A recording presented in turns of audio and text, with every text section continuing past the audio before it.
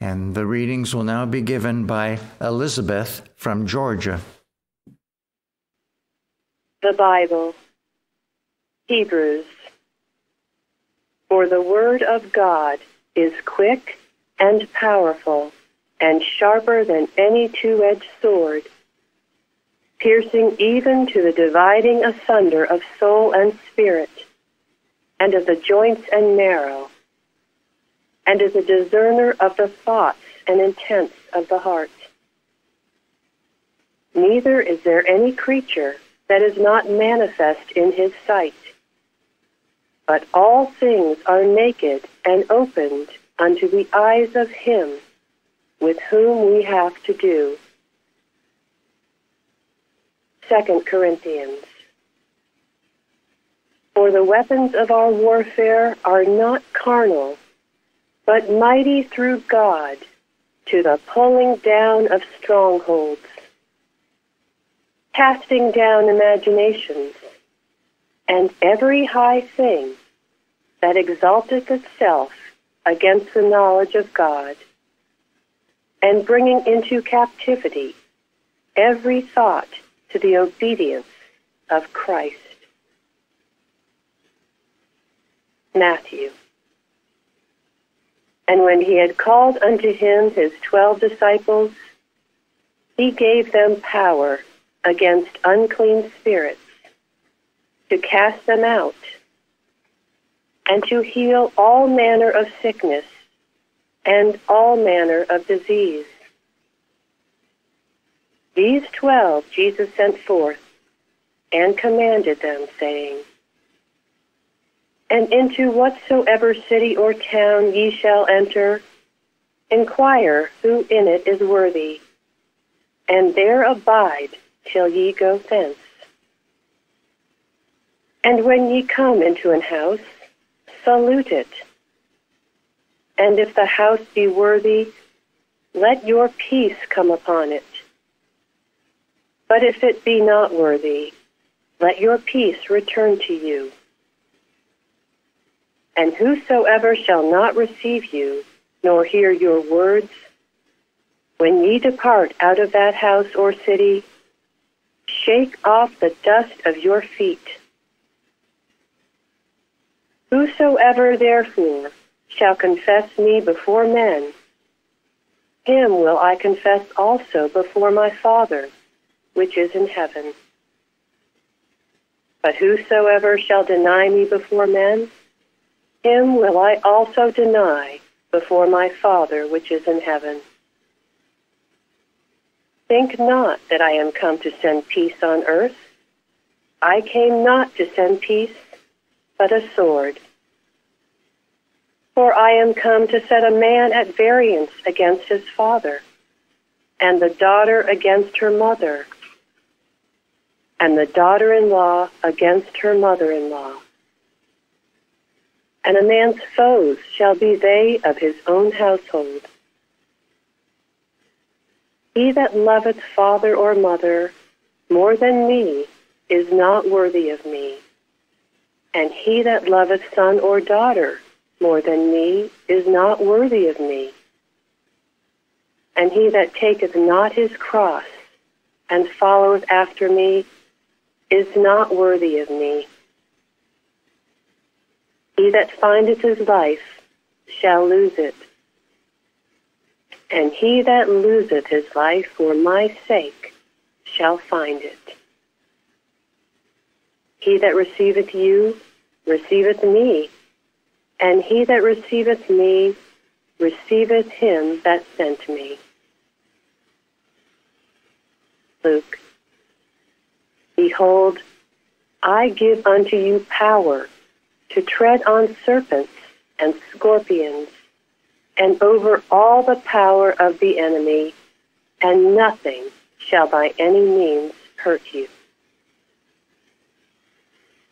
1 Peter. Be sober, be vigilant, because your adversary, the devil, as a roaring lion, walketh about, seeking whom he may devour. Ephesians.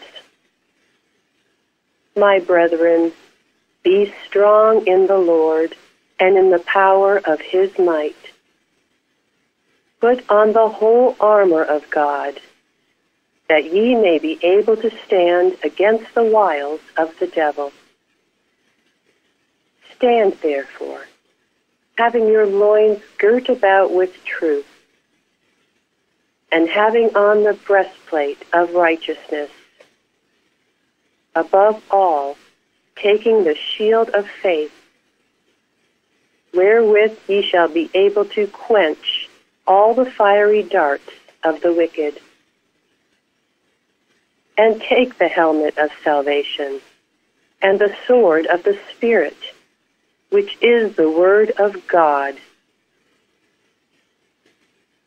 1 Peter. The word of the Lord endureth forever. And this is the word which by the gospel is preached unto you. I will read correlative passages from Science and Health with Key to the Scriptures and prose works by Mary Baker Eddy. Sword. The idea of truth, justice. Truth should and does drive error out of all selfhood. Truth is a two-edged sword, guarding and guiding. Truth places the chair of wisdom at the gate of understanding to note the proper guests. Radiant with mercy and justice, the sword of truth gleams afar and indicates the infinite distance between truth and error, between the material and spiritual, the unreal and the real. While Jesus' life was full of love and a demonstration of love, it appeared hate to the carnal mind or mortal thought of his time. He said, "Think not that I am come to send peace on earth. I came not to send peace, but a sword. For I am come to set a man at variance against his father, and the daughter against her mother, and the daughter-in-law against her mother-in-law. And a man's foes shall be they of his own household." This action of Jesus was stimulated by the same love that closed to the senses that wondrous life, and that summed up its demonstration in the command, "Put up thy sword." The very conflict his truth brought in accomplishing its purpose of love meant all the way through, "Put up thy sword." But the sword must have been drawn before it could be returned into the scabbard. My students are at the beginning of their demonstration. They have a long warfare with error in themselves and in others to finish. And they must, at this stage, use the sword of Spirit. They cannot, in the beginning, take the attitude, nor adopt the words that Jesus used at the end of his demonstration. If you would follow in his footsteps, you must not try to gather the harvest while the corn is in the blade, nor yet when it is in the ear. A wise spiritual discernment must be used in your application of his words and inference from his acts to guide your own state of combat with error. There remaineth, it is true, a Sabbath rest for the people of God. But we must first have done our work and entered into our rest, as the Scriptures give example. to energize wholesome spiritual warfare, to rebuke vainglory, to offset boastful emptiness, to crown patient toil, and rejoice in the spirit and power of Christian Science, we must ourselves be true. There is but one way of doing good, and that is to do it. There is but one way of being good, and that is to be good. A student desiring growth in the knowledge of truth can and will obtain it by taking up his cross and following truth. If he does this not, and another one undertakes to carry his burden and do his work, the duty will not be accomplished. No one can save himself without God's help, and God will help each man who performs his own part. After this manner, and in no other way, is every man cared for and blessed. The two-edged sword of truth must turn in every direction to guard the tree of life. Sin makes deadly thrusts at the Christian Scientist, as ritualism and creed are summoned to give place to higher law. But science will ameliorate mortal malice. The Christianly scientific man reflects the divine law, thus becoming a law unto himself. He does violence to no man, neither is he a false accuser. The Christian Scientist wisely shapes his course and is honest and consistent in following the leadings of divine mind.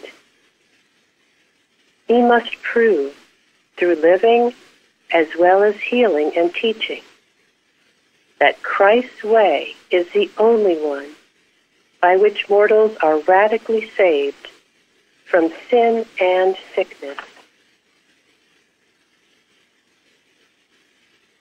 The pains of sense are salutary if they wrench away false pleasurable beliefs and transplant the affections from sense to soul, where the creations of God are good, rejoicing the heart. Such is the sword of science, with which truth decapitates error, materiality giving place to man's higher individuality and destiny. Be watchful, sober, and vigilant. The way is straight and narrow, which leads to the understanding that God is the only life. It is a warfare with the flesh, in which we must conquer sin, sickness, and death, either here or hereafter. Certainly before we can reach the goal of spirit, or life in God. The peace of love is published, and the sword of the Spirit is drawn, nor will it be sheathed till truth shall reign triumphant over all the earth. Truth, life, and love are formidable, wherever thought, felt, spoken, or written. In the pulpit, in the courtroom, by the wayside, or in our homes. They are the victors never to be vanquished. When divine love gains admittance to a humble heart, that individual ascends the scale of miracles and meets the warmest wish of men and angels. Clad in invincible armor, grasping the sword of Spirit. You have started in this sublime ascent and should reach the Mount of Revelation. For if ye would run, who shall hinder you?